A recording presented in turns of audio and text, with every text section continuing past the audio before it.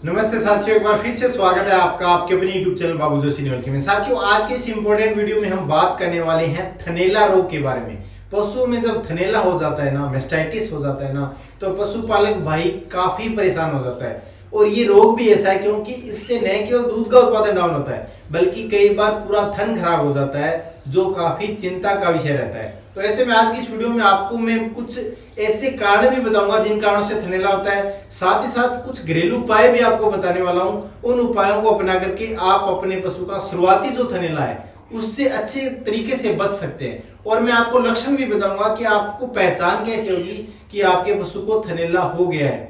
देखिए साथियों, जब भी आपका पशु बच्चा देता है तो उस समय क्या होता है कि आपके पशु का जो दूध उत्पादन है वह बच्चा देने के 10 से 15 दिन बाद काफी अच्छा दूध उत्पादन पशु करता है। तो ऐसे समय में आपको विशेष तौर से ध्यान रखनी है। और शुरुआती समय में ही दूध के अंदर कोलेस्ट्रॉल की मात्रा रहती है, और कोलेस्ट्रॉल में जो कैल्शियम की मात्रा है वह जो रक्त में कैल्शियम रहता है उससे 12 से 13% ज्यादा मात्रा कैल्शियम की रहती है। तो कोलेस्ट्रॉल जब बाहर निकलता है तो पशु में कैल्शियम की कमी भी आ जाती है। तो इस कैल्शियम की कमी के कारण पशु कई बार दूध निकालते ही बैठ जाता है। तो जैसे ही बैठता है, आपने दूध निकाला तुरंत बाद अगर पशु बैठ गया तो उसका जो टिट है, जो थन के छेद रहते हैं जिनसे दूध निकलता है, उनमें क्या होता है कि वो 20 मिनट तक खुले रहते हैं। तो अगर गर्मी का मौसम है तो जुई है, चींचड़ी है छोटी छोटी, वो क्या होती है कि थनों में प्रवेश करके इन्फेक्शन कर सकती है, और उस इन्फेक्शन की वजह से थनैला हो सकता है। और अगर सर्दी का मौसम है तो जो गायों का मल मूत्र है या कोई पानी कीचड़ है, वहां पर जो मक्खी मच्छर रहते हैं वो पशु के बैठने के बाद अपने लार्वा के माध्यम से या किसी भी तरीके से इन्फेक्शन हो सकता है उन जीवाणु कीटाणुओं से भी। तो आपको जीवाणु और कीटाणु उनसे बचाने के लिए खास तौर से अपना जो डेयरी फार्म है उसके आसपास सफाई का प्रबंधन करना है।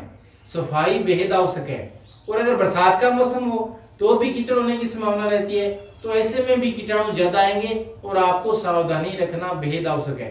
अब जब कैल्शियम की कमी होगी और पशु बैठेगा तो उसके टिट के अंदर ये कीटाणु जीवाणु प्रवेश करके नुकसान कर सकते हैं थनों के अंदर। तो आपको विशेष तौर से तो ये ध्यान रखना है कि पशु को 20 मिनट तक बैठने नहीं देना बिल्कुल भी। अगर पशु 20 मिनट तक नहीं बैठेगा तो टिट है वो रुक जाएंगे और फिर आसान नहीं है जुई चिंचड़ी का अंदर प्रवेश करना। नंबर 1 तो ये आप ध्यान रखें। दूसरा जो आपको ध्यान रखना है, जब भी आप दूध निकालें अपने पशुओं का तो साफ अपने हाथ है ना उनको अच्छे से करें।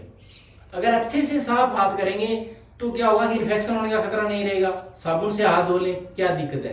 और दूध निकालने के बाद भी हाथ साफ करें, ये भी जरूरी है, ताकि कई बार अगर इन्फेक्शन हुआ होता है और आप दूसरा पशु का दूध निकालते हैं तुरंत, तो उस पशु को भी इन्फेक्शन हो सकता है। तो ये आप सावधानी भी रखें। अब जब आप अपनी बछड़ी बछड़िया या कटिया कटड़ी को जब दूध पिलाते हैं तो सावधानी ये रखें कि उसका जो मुंह है उसको पकड़ के रखें, ताकि वो सिर न मारे। क्योंकि थनों के अगर सिर प्रॉपर रूप से हर रोज अगर सुबह शाम अगर सिर मारेगा तो फिर क्या होता है कि कई बार चोट भी लग जाती है। क्योंकि ये जो दुग्ध ग्रंथियां हैं ये पूरा जाल होता है, छोटी छोटी जो ग्रंथियां होती है उनका। तो ऐसे में कहीं भी अगर चोट लग जाए तो फिर इन्फेक्शन हो सकता है, स्वेलिंग आ सकती है थनों के अंदर और मैस्टाइटिस हो सकता है। तो ये भी सावधानी रखें।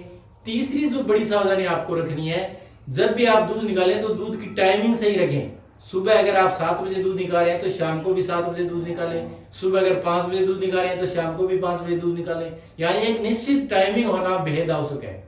क्योंकि निश्चित टाइमिंग रहेगी तो आपका पशु न केवल दूध का उत्पादन अच्छा करेगा बल्कि मैस्टाइटिस भी नहीं होगा।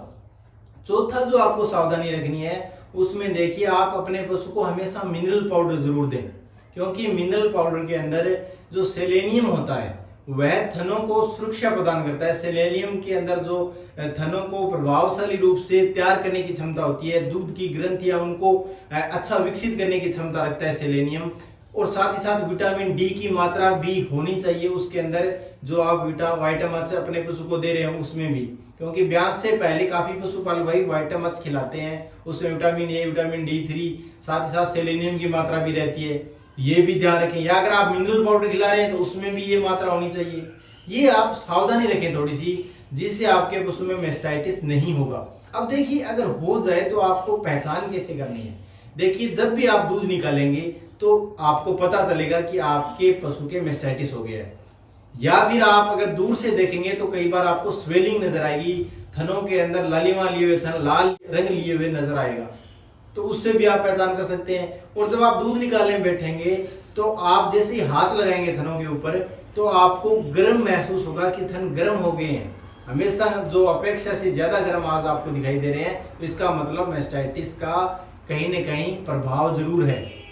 अब जब आप दूध निकालना शुरू करते हैं तो कई बार पशु लाल चलाता है, यानी पेन भी होता है, मैस्टाइटिस में दर्द भी होता है पशु के, या फिर चीथड़े आने शुरू हो जाते हैं। दूध के साथ साथ आपको दही जैसा गाढ़ा दूध भी निकलता हुआ नजर आता है, या फिर पानी जैसा पतला दूध भी निकलता है। दूध का कलर आपको चेंज लिए हुए दिखाई देता है, कहीं ना कहीं उसके कलर में भी आपको थोड़ा मोटा फॉल्ट दिखता है कि कलर सही नहीं है।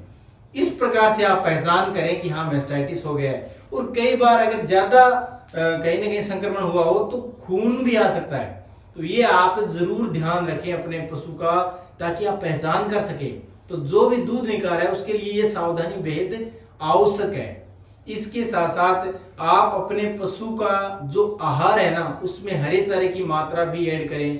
तूड़ी के साथ हरे चारे की मात्रा अगर आप प्रॉपर रखेंगे तो मैस्टाइटिस होने का खतरा कम रहेगा। हरे चारे से दूध का उत्पादन बढ़ेगा, और दूध का उत्पादन बढ़ेगा तो छोटा मोटा अगर कोई संक्रमण है भी तो वो दूध के साथ बाहर आता रहेगा, उससे कोई अंदर इन्फेक्शन होने का खतरा नहीं रहेगा। ये भी आप प्रॉपर रूप से ध्यान रखें।